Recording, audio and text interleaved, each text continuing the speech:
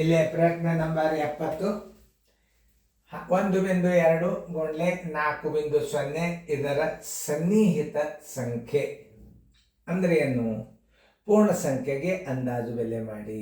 ಅಂದ್ರೆ ತಳಗ ಉತ್ತರ ಎದುರಾಗವ, ಪೂರ್ಣ ಸಂಖ್ಯೆದಾಗವ, ಅದಕ್ಕೆ ಅಂದಾಜು ಬೆಲೆ ಮಾಡಬೇಕು. ಪೂರ್ಣ ಸಂಖ್ಯೆಗೆ ಅಂದಾಜು ಬೆಲೆ ಮಾಡ್ಬೇಕು. ಅದನ್ನು ನೀವು ತಿಳ್ಕೊರಿ, ಸರಿಯಾಗಿ ಅರ್ಥ ಮಾಡ್ಕೊರಿ. ನಾ ತಿಳಿಸಿ ಹೇಳಿದಿಂದ ನೀವು ಮಾಡಬೇಕು.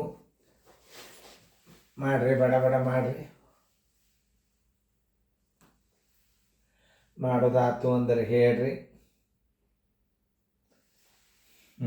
ನೋಡ್ರಿ ಎಲ್ಲರೂ ಇಲ್ಲೇ ಸನ್ನಿಹಿತದ ಬೆಲೆ ಅಂದ್ರೆ ಗುಣಾಕಾರ ಹಾಕ್ಯಾರ ಅಂದ್ರೆ 1.2 ಗುಂಡ್ಲೆ 4.0.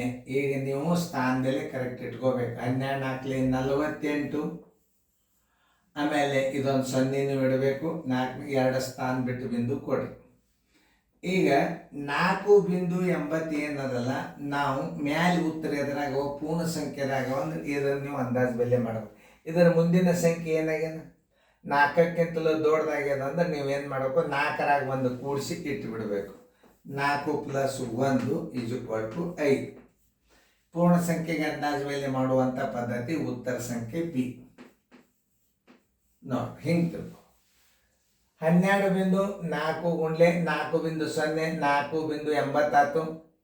ಇಲ್ಲಿ ಏನವ? ಇಲ್ಲಿ ಪೂರ್ಣ ಸಂಖ್ಯೆ ಅವ. ಇಲ್ಲಿ ಪೂರ್ಣ ಸಂಖ್ಯೆಗೆ ಅಂದಾಜು ಬೆಲೆ ಮಾಡ್ಬೇಕಾದ್ರೆ 4ಕ್ಕೆ ಕೈ ಹಚ್ಚಬೇಕಾಗ್ತದೆ ನೀವು. 4ರ ಮುಂದಿನ ಸಂಖ್ಯೆ ಏನಾಗ್ಯದ? 4ಕ್ಕಿಂತಲೂ ದೊಡ್ಡದಾಗ್ಯದ. ಅವಾಗ ನೀವು ಹಿಂದಿನ ಅಂಕಿ ಒಳಗೆ 1 ಕೂಡಿಸಿ ನೀವು ಇಟ್ಟುಬಿಟ್ರಿ ಅಂದ್ರೆ ಸನ್ನಿಹಿತನ ಸಂಖ್ಯೆ ಅಂತ. ಅದಕ್ಕೆ ಅಂದಾಜು ಬೆಲೆ, ಪೂರ್ಣ ಸಂಖ್ಯೆಗೆ ಅಂದಾಜು ಬೆಲೆ ಮಾಡ್ರಿ ಅಂತಂಗದು.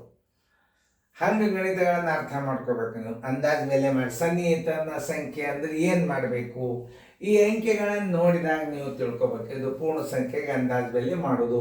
ಅಕಸ್ಮಾತ್ 4ರ ಮುಂದಿನ ಅಂಕಿ 2 ಇತ್ತಂದ್ರೆ ಇದಾಗ್ತಿತ್ತು. ಇದಾಗೋದೇ ಇಲ್ಲ. ಇದು ತಪ್ಪು, ಇದು ತಪ್ಪು. ಉತ್ತರ ನಿಮ್ಗೆ 2ರೊಳಗೆ 1 ಬರ್ತದೆ. ಯಾಕೆ ಬರ್ತದೆ ಅಂದ್ರೆ ಮುಂದೆ ಸಂಖ್ಯೆ ಸಾಣದಿತ್ತು ಅಂದ್ರೆ 8ಕ್ಕಿಂತ ಅಂದ್ರೆ 5ಕ್ಕಿಂತಲೂ ಚಿಕ್ಕದಿತ್ತು ಅಂದ್ರೆ 4 ಬರ್ತಿತ್ತು. ಇಲ್ಲಿ ಏನಾಗ 4ಕ್ಕಿಂತಲೂ ದೊಡ್ಡದು ಬಂದದ ಅಂದ್ರೆ 4ರಾಗ 1 ಕೂಡಿಸಿ ಇಟ್ಟು ಬಿಡ್ರಿ 5 ಆಯ್ತು. ಉತ್ತರ ಸಂಖ್ಯೆ ಬಿ.